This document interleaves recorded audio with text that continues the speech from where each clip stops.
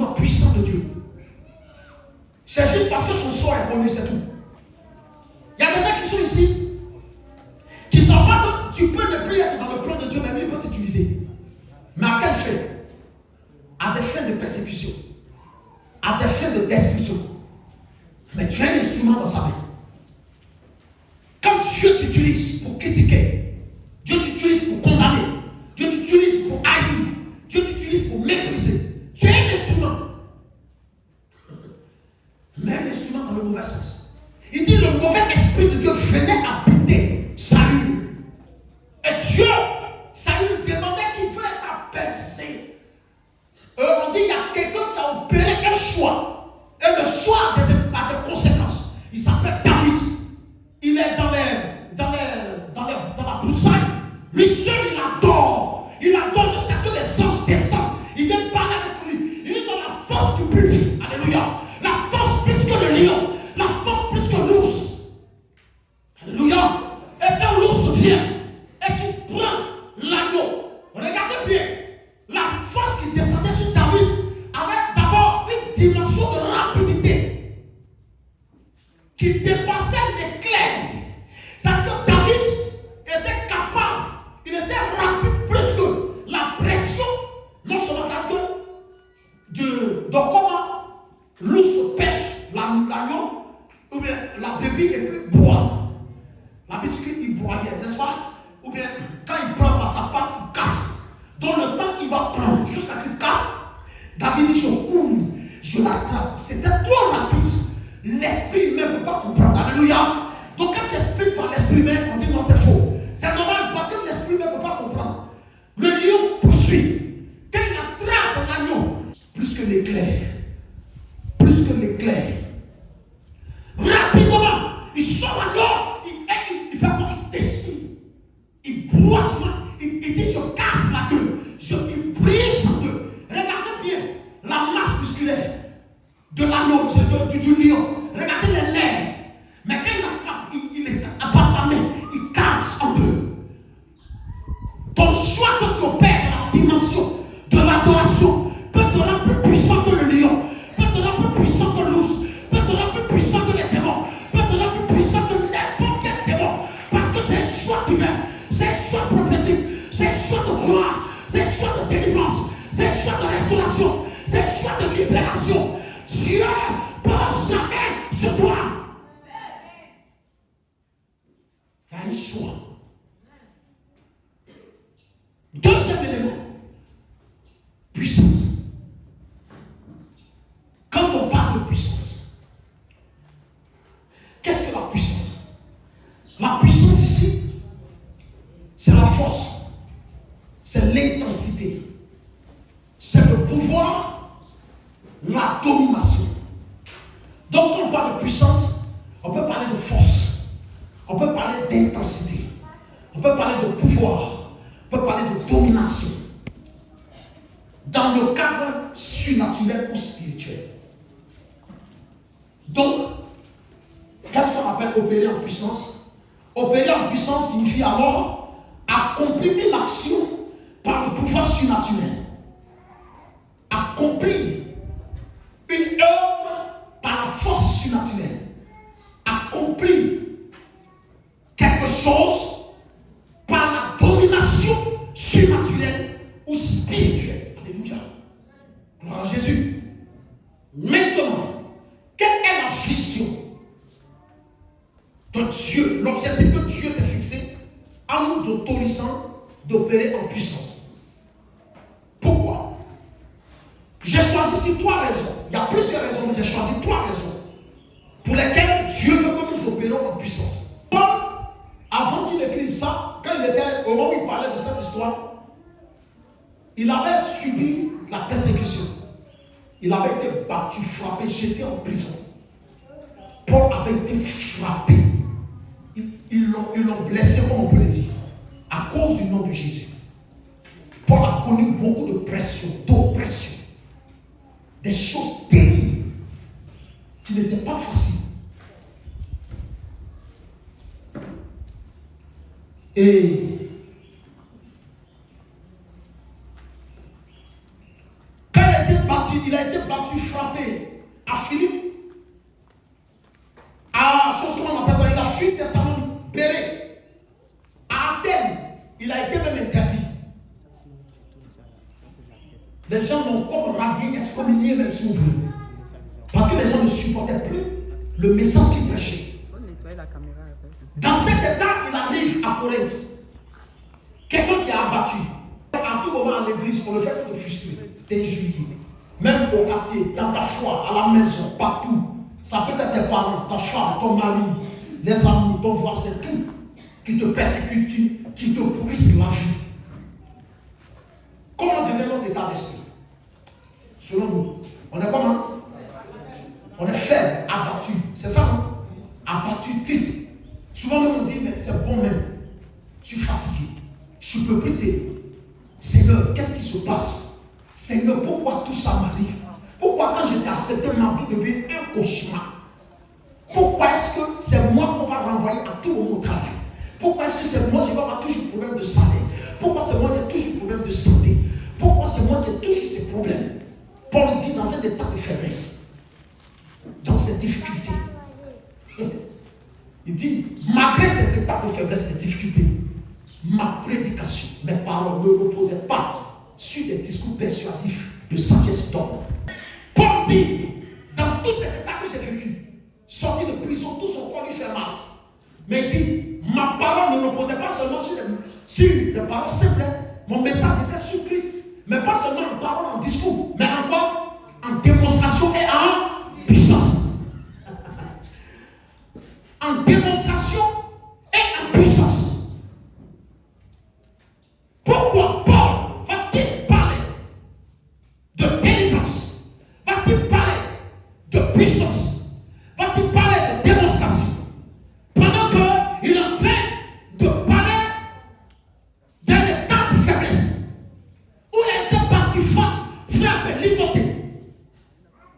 Pourquoi? Parce que Paul disait, peu importe ce qui se passe, peu importe ce que je vais vivre, peu importe les réalités de ce monde, je reste accroché à Jésus. Parce que c'est lui qui est ma gloire, parce que c'est lui qui est ma puissance, parce que c'est lui qui est ma révélation, parce que c'est lui qui est ma délivrance, parce que c'est lui qui est mon salut, parce que c'est lui qui est ma démonstration.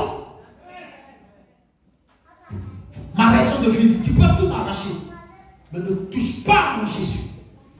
Sachez que quand on parle de démonstration de puissance, Dieu vise trois objectifs. Le premier objectif, c'est la transformation de l'homme. La transformation de l'homme intérieur. Afin que ce dernier croie au salut qui vient de Christ. Qu'est-ce que cela signifie?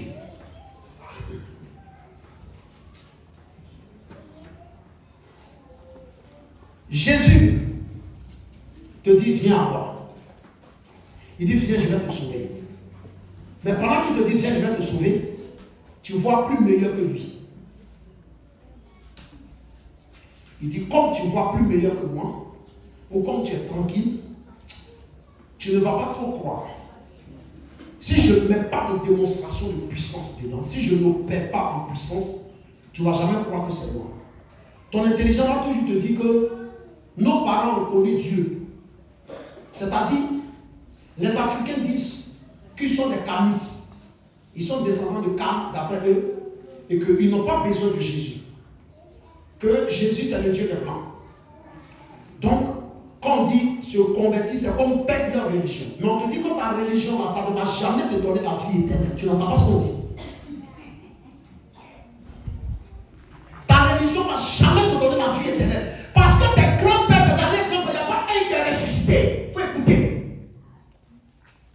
Celui dont on parle, l'homme de la Galilée, le prince de paix, l'étoile brillante du matin, le prince de paix, l'agneau de Dieu, le seul est ressuscité. C'est parce qu'il est ressuscité qu'on doit en lui. Il va faire ça pour le cas de Saul.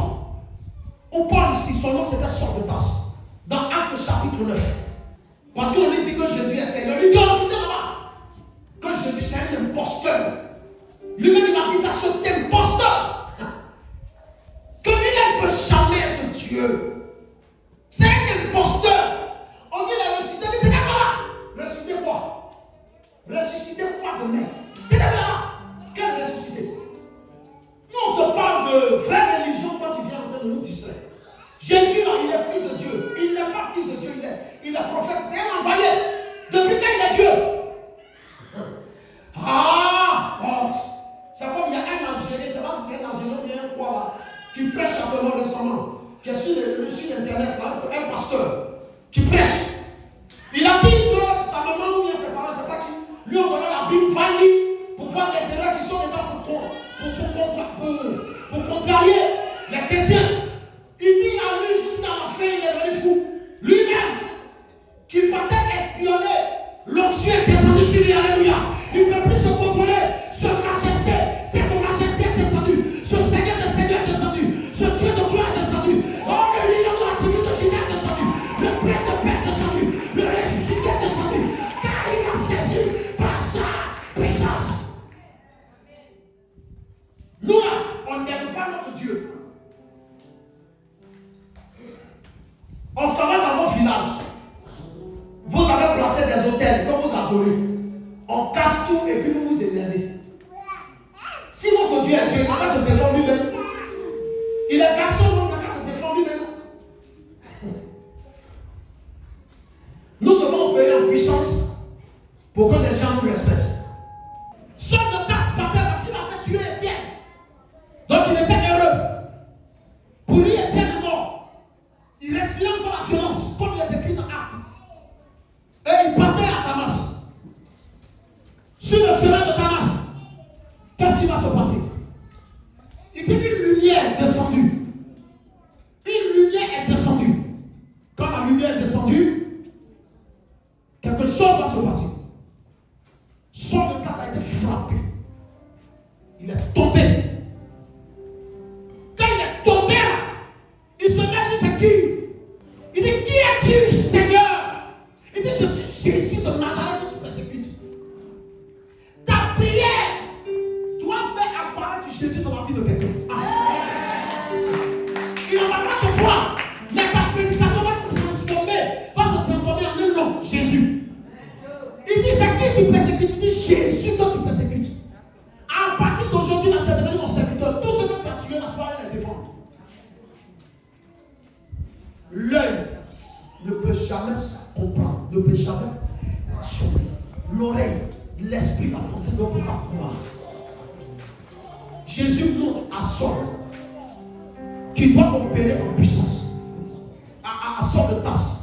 Que lui, il opère en puissance dans sa vie pour que Saul soit convaincu, non plus par des discours persuasifs des hommes, la sagesse des hommes. Non, la prophétie avait dit qu'il devait naître en Judée. Pourquoi il est né dans pourquoi il vient de Nazareth? C'est un imposteur. Non, ce qu'il a vu là, on dit que le gars s'est levé, il voit plus clair. Donc ses amis l'ont pris. Il dit monsieur, tu n'es pas lion, tu n'es pas presbyte. Mais il y a quelque chose qui ne va pas. Il y a quelque chose qui ne va pas. Il dit quoi? Il dit je ne vois plus. Je ne suis pas tombé malade, je venais, je voyais bien clair. Moi-même, je connaissais pas, tu lisais même le théâtre de la cartographie, on partait directement pour les gars. Puisque pour les jeunes véritables espions. On dit il n'y a plus d'espions ici. Là où l'intelligence de l'homme crée l'espionnage, Jésus crée le bouleversement. Un bouleversement, c'est tout pour t'aider. C'est pour casser les stratégies, pour te mettre à terre. Et ils seront à terre à ta place. Je t'ai là, dans la terre, qui va se terminer. Se termine en ta faveur. Est-ce que tu peux l'entendre? Ils ont fait des plans. Que c'est fini pour toi. C'est ça, non? Ils ont dit que tout est fini. Il dit, mais qui est ce nom? J'entends que le petit là, il chante partout, il fait tant. J'ai mélangé sa fille. Il saura que c'est moi, je suis ici. Et on a dit, en Côte d'Ivoire, ici, votre église plaisanterie que vous faites. Votre église, alléluia, bizarre que vous faites là. Quand moi, je suis ici, vous ne pouvez rien faire. Moi, je dis, les gens peuvent attaquer les églises. Ils peuvent attaquer les pasteurs. Ils peuvent faire tout ce qu'ils veulent. Moi, si c'est pour humilier Jésus, parce qu'il y a deux. Il peut reconnaître que Jésus est Seigneur et puis il peut être contre moi. Ça, si on combat la moi texte, on rentre dedans et puis je demande à Dieu comment ça se passe. Mais si tu dis que mon Jésus là n'est rien, et tu vas me montrer que mon Jésus là n'est rien, et pour cela tu me perds. Je cherche ces gens de persécuteurs là. Quelqu'un m'entend? Je dis je cherche ce genre de persécuteurs là. Il peut attaquer dans les églises où il veut, frapper les gens comme il veut. Mais celui qui est garçon spirituellement, tu es marabout, non? Il faut te renseigner tout ce dont tu as besoin d'informations. Si tu veux mes cheveux, si tu veux même chaussures, je porte. Si tu veux mon habit, tu es marabout, non? Tu es au quartier ici, non? Où est-ce dans quoi tu vois? Non, c'est moi, je m'appelle Tex. Tu es garçon, non? Les gens te redoutent, non? Si tu es garçon, lance tes filles. Moi, je ne lance pas, c'est toi, commence premier d'abord. Je vais te montrer qui on appelle Nyami et que j'adore. L'église va chercher à opérer en puissance. Quand Paul a reçu cette lumière, quand il est rentré dans la ville, lui qui respirait, qui se croyait fort, il est devenu un enfant. On dit à son moment, priez pour toi ici, il envoie sa tête. On dit, hey, tu ne manges pas, toi, je dis, l'esprit dit, tu ne manges pas, toi, je dis, on rend les compliments, mais il n'est plus jeune. Si on lui disait, fais 3 jours de jeûne et prière, il a dit non. On a dit, je dois jeûner 3 fois par semaine. Dieu même 2 fois par semaine. On n'a pas dit de jeûner. Celui qui résonne beaucoup dans l'église, sans le mouvement spirituel, sans le mouvement pentecôtique, il n'a jamais connu Dieu. Dieu ne s'est pas encore révélé à lui. Non. Celui qui trouve que l'église, c'est trop loin, il est trop occupé. Jésus ne s'est pas encore révélé à lui. Non. C'est pourquoi j'aime beaucoup ce chant. D'autres se posent la question. Allons-y. Pourquoi nous chantons en levant nos mains dans le ciel? Quelle est la vraie raison? C'est ça, non? D'autres s'étonnent de nous voir chanter, crier, pleurer. Mais quand nous sommes bien, on chante parce qu'on est heureux. On chante parce qu'on est heureux. On chante parce qu'on est libre. C'est ça, non? Hey, gloire, gloire. C'est la raison de nos chants. Gloire, gloire, gloire.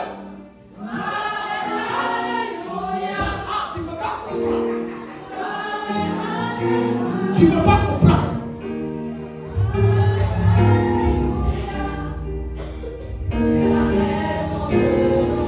On le prend.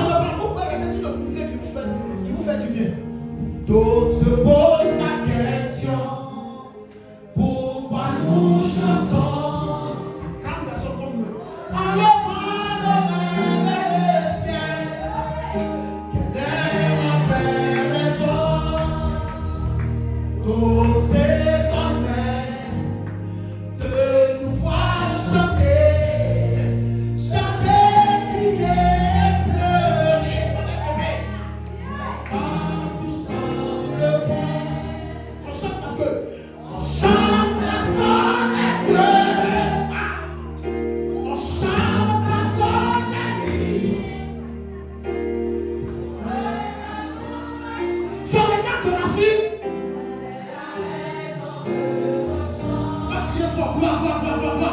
Gloire.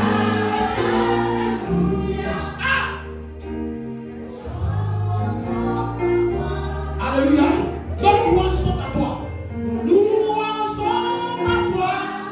C'est la raison de nos chants. Je chante ici bêtement. Parce que l'onction qui est en moi est plus puissante que l'onction qui est dans mon grand-père. Alléluia. L'onction qui est en moi est plus puissante que l'onction qui est dans mon grand-père. Mon grand-père n'a plus d'onction, c'est moi qui ai l'onction. Il est grand-père et je suis plus âgé que lui. Pourquoi? Parce que Paul dit, l'esprit qui est en moi, c'est lui, il ne sait pas parler. Mais lui, il n'est pas dans le discours. Lui, il est dans une démonstration de puissance. Cet esprit ne sera communiqué. Cet esprit ne sera communiqué. Aujourd'hui, il reçoit cet esprit.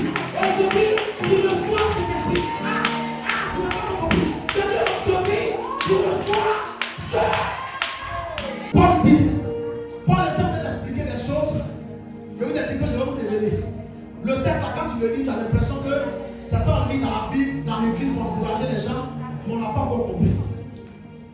C'est là que Paul m'explique. Il dit, quand toi tu es un homme simple, quand tu ne connais pas Dieu, quand tu rêves, tu vas demander à quelqu'un, rêve que j'ai fait là, ça veut dire quoi? Et puis on t'explique, ah, rêve là, j'ai fait un rêve, et puis j'ai vu que dans ma tête là, il a commencé à avoir les asticots. Et puis ils ont commencé à manger. Un exemple, je prends un. Ou bien ils ont commencé à avoir les yeux, on commence à appliquer, puis on dit, ah, c'est que tu es mort. Et puis tu pleures juste, et puis après tu meurs. Ça, c'est un exemple. Mais celui qui connaît Dieu, qui a connu Jésus, il est dans les profondeurs de l'esprit. Qu'est-ce que Dieu fait? Dieu dit qu'il devient mystérieux. C'est-à-dire, à partir du moment où tu reçois le Dieu tout-puissant, le vrai, on va t'appeler sorcière. Tant qu'on ne t'a pas encore appelé sorcière, tu n'as pas encore reçu. Il y a un monsieur qu'on appelait Moïse. En Égypte, il a vu deux jeunes qui se battaient. Bon, il y avait un prisonnier, un esclave plus un maître. Et puis le maître frappait l'esclave ne pouvait pas se défendre. Et puis il a tué le maître en faveur de l'esclave qui subissait son injustice. Après, les deux esclaves faisaient par là, ils voulaient les défendre. Et puis il y a un qui disait de dénoncer, puis il a fui.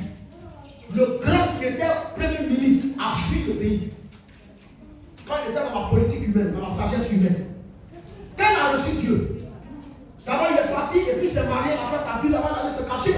Beaucoup de personnes sont des fugitifs. Beaucoup parmi nous sont des fugitifs. Des réalités que nous avons pu changer dans nos villages, dans nos pays, dans nos maisons, dans nos destinées, parce qu'on a été menacé par les sorciers, on a fui. Quand il a rencontré Dieu, comment ça s'est passé? Dieu dit, si je lui parle, il ne va pas comprendre, je lui parle, il ne va pas comprendre. Je vais opérer en puissance. Quand je vais opérer en puissance, tout ce qui est en lui là, ça va se transformer en feu. Quelqu'un qui opère en puissance là, il devient un fou.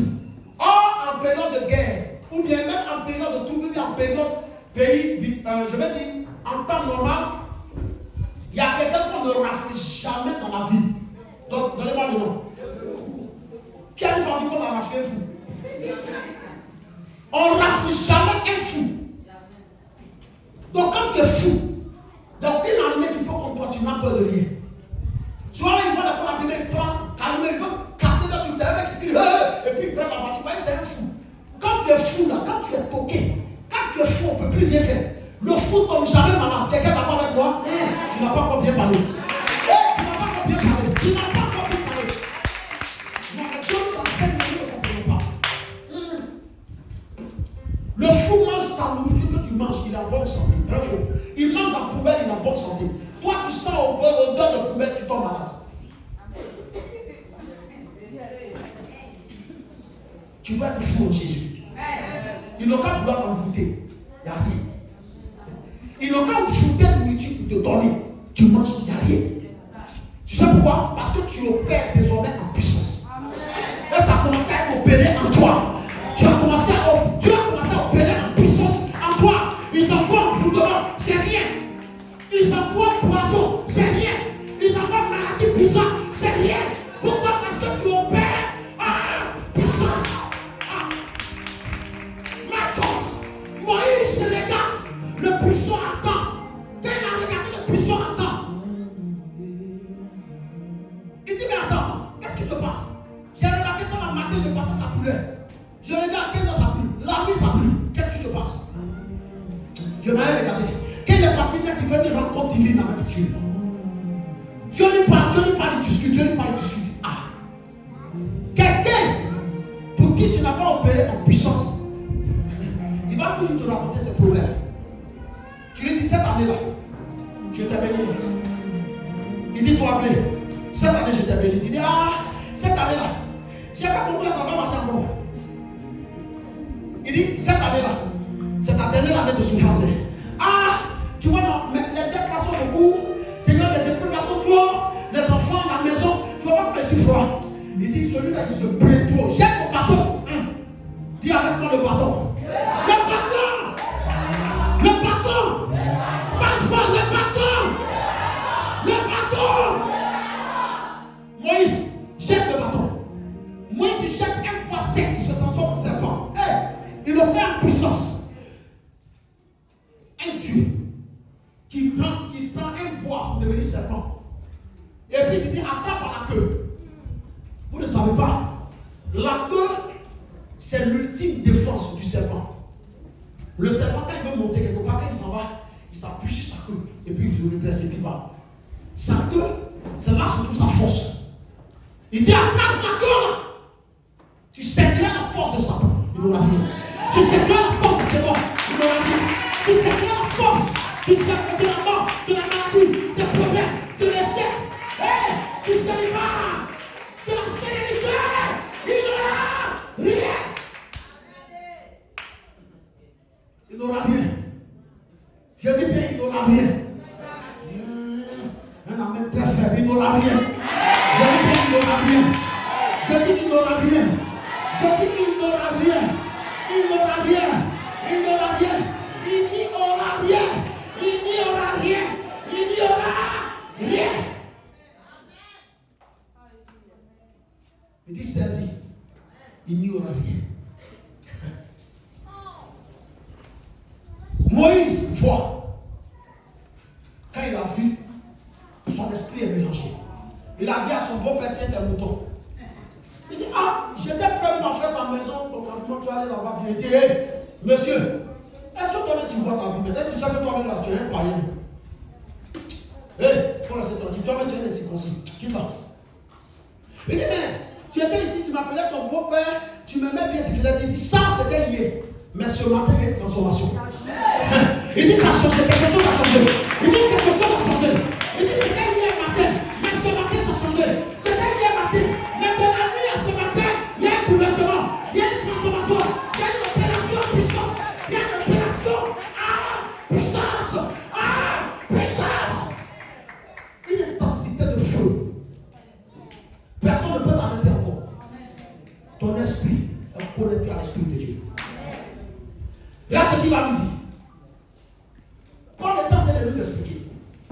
Il dit, quand il se révèle à toi, d'abord, avant qu'il ne se révèle, tu t'appelles l'homme naturel. C'est pas ça? Or, il dit, quand tu t'appelles l'homme naturel, si toi, tu ne m'as pas dit ce que tu caches, je ne peux jamais savoir. Tout le monde dit avec moi en vérité. En vérité. C'est vrai, mais c'est faux. Si toi, tu ne m'as pas dit ce que toi, tu as dans ton cœur, est-ce que moi je peux savoir? Quelqu'un en qui tu opères en puissance peut être surpris. Non. Peut être surpris. Non. Impossible. Donc quand une situation te surprend, est-ce que tu dois te plaindre à Dieu? Qu'est-ce que tu dois faire? Tu dois retourner pour chercher à être opéré en puissance. Dieu doit opérer en toi en puissance. Comme Élisée. Vous savez comment Élisée s'est séparé de Élie? Il dit qu'il y a sur moi, je te prie, la double portion de ton. Or, Élie a deux esprits. Il a l'esprit qu'il a reçu, qui va lui rendre compte. Et il a l'esprit qu'il a reçu pour faire le miracle, pour que le deuxième esprit, le premier esprit, aille rendre compte. On appelle ça l'esprit de Dieu. La Bible dit que la main de l'Éternel fut sur Élie, ça a été l'onction, l'esprit fut sur lui. Il dit, je veux ça, la double portion. L'onction que tu as reçu, l'esprit, la puissance, qui permet de voir, c'est ce que Paul dit. Celui qui a l'esprit, il saute dans les profondeurs de Dieu.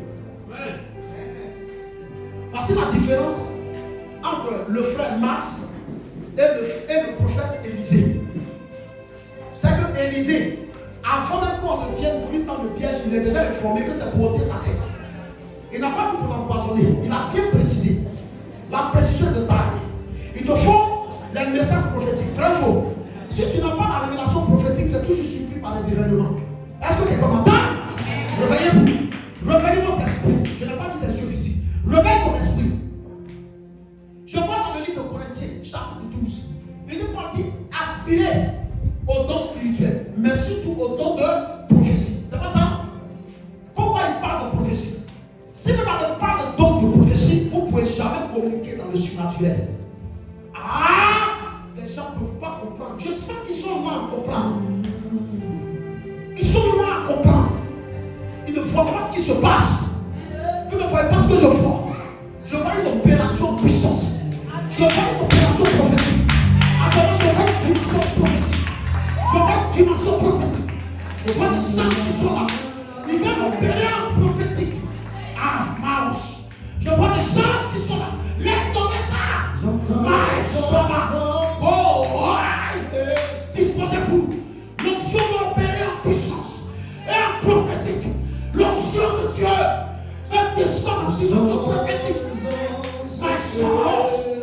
Présentation. Vos yeux vont s'ouvrir.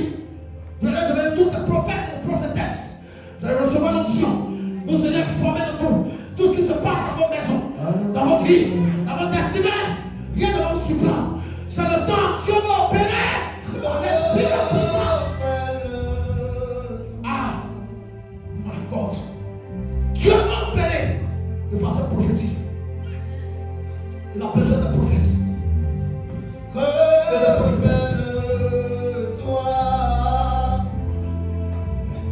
le Dieu de l'esprit.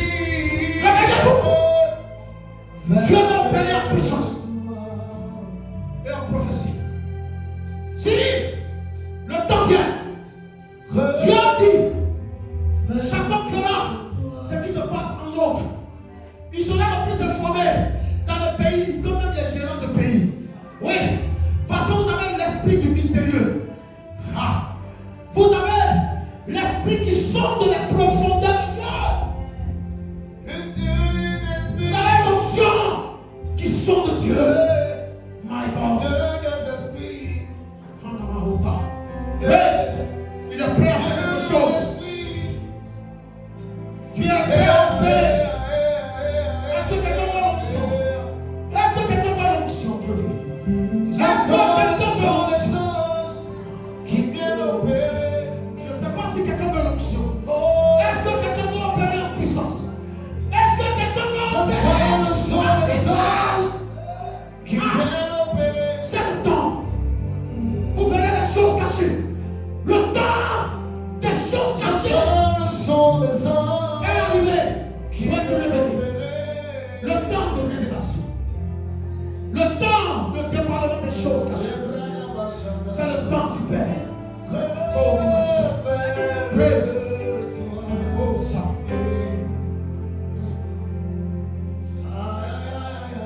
Amen. Merci les mains. Je vais vous expliquer. Ne tardez pas à comprendre. Ne mettez pas du temps à comprendre. Nous sommes en train d'aller très loin. S'il vous plaît. Nous sommes en train d'aller très loin.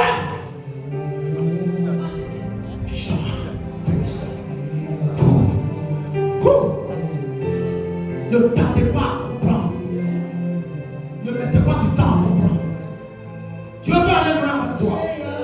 Quels sont les yeux que je vois là? Attendez. Je vois les yeux de quelqu'un ici. Tes yeux commencent à devenir rouges. Je vois 2 yeux rouges. Au milieu des yeux, je vois un bec. Ah. Dieu me dit qu'il te donne les yeux de l'aigle. Ah. Il te donne les yeux de l'aigle. Oh. Regarde, tu vas voir à des milliers de kilomètres. C'est-à-dire, tu feras ce qui est caché dans 10 ans, dans 10 ans, dans 20 ans, dans 2 ans, dans 6 mois, dans 2 jours. Regarde, tu vois ce qui va arriver demain. Tes yeux s'ouvrent.